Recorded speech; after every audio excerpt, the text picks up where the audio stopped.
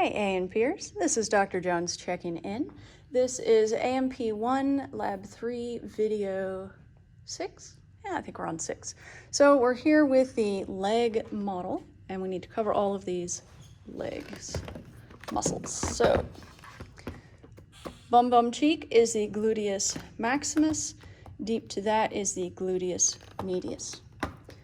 This tendon that goes from the ilium to the tibia is the iliotibial tract, which you do need to spell out for the lab test. It is tensioned by the tensor fascia latae, which is spelled different than a latte, and it's abbreviated TFL. TFL is 0 credit on the lab test, but always remember TFL to remember what order the words go in. And it does put a lot of tension on the fascia. So, tensor fascia latae.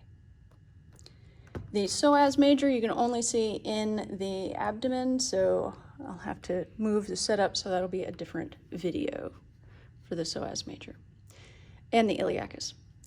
The adductor muscles, where would you expect to find ADD, adductor muscles? The medial thigh. And there's not a great shot of the medial thigh in your lab book. You would do better off with your lecture book on that one.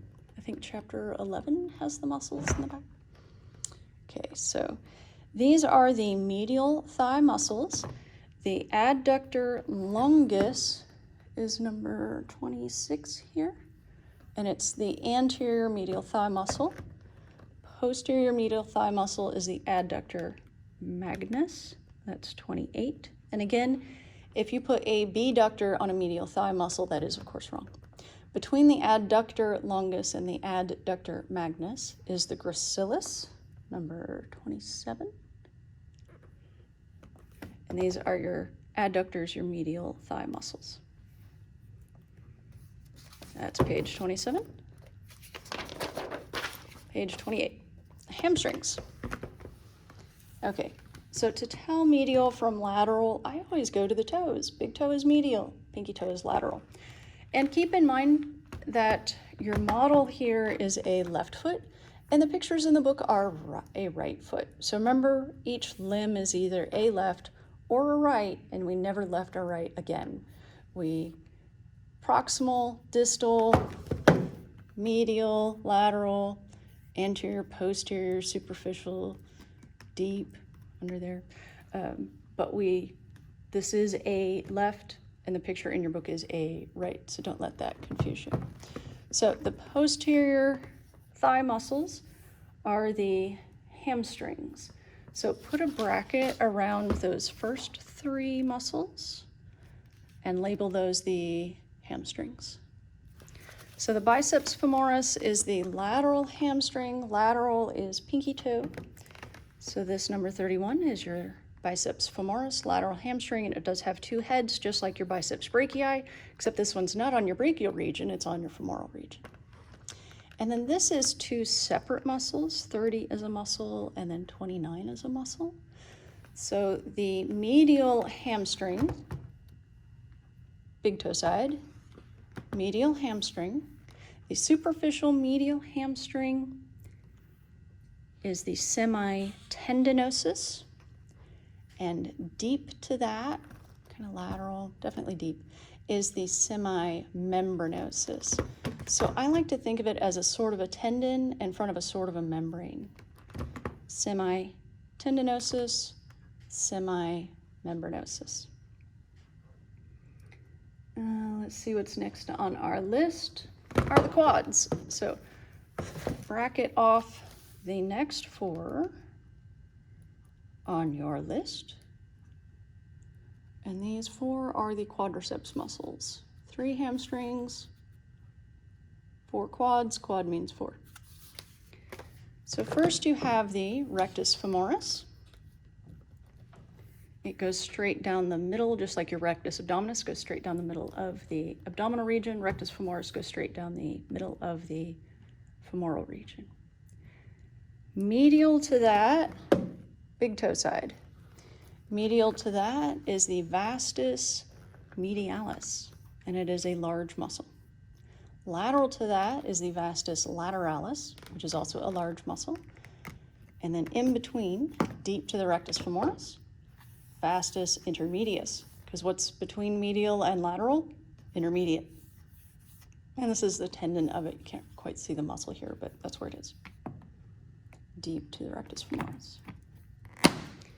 And this bubblegum tape muscle is the sartorius. Sartorius. Okay, that's the thigh. Now let's look at the leg. Okay, here's your big toe, pinky toe, and this bone here in the front is the tibia. And then over here is the fibula, the lateral malleolus, the fibula. So here's your shin bone, the tibia, and this muscle that's slightly anterior to the tibia is the tibialis anterior. Next is the extensor digitorum longus, and you can see how the tendons go down to your toes. So if you wiggle your toes and put your hand right there on your leg, you can feel that moving. Extensor digitorum longus. Why can we not call it the extensor digitorum? Well, we already have an extensor digitorum. We already covered that. It's in the forearm, the posterior forearm. So extensor digitorum longus. And then this one hooks around the lateral malleolus of the fibula. So this is the fibularis longus. And then your calf muscle is the gastrocnemius, both heads. Big toe side is, of course, medial. Pinky toe side is, of course, lateral, but we don't need to know the names of the heads, but, you know, try not to. But on this one, just put gastrocnemius. And remember, there is a sneaky silent C directly in the middle of the word. And since spelling has to be at 100%, remember to get that C in the gastrocnemius. Okay, next let's talk about the soleus. The soleus is this tiny stripe of a muscle. At least what you can see superficially is a tiny stripe of muscle. If we can remove this head of the gastrocnemius, which I think we can, there we go. You can see the soleus is actually quite a large muscle. It's just flat and deep. So the gastrocnemius and the soleus together make a tendon called the calcaneal tendon because it attaches to your heel bone, which is the calcaneus. And then two things on the bottom of the foot we need to know. This muscle is the flexor digitorum brevis. It flexes your toes, it curls your toes, tickle, tickle. And this tendon covering it is the plantar aponeurosis, and this is cut, it does continue over the bottom of the foot.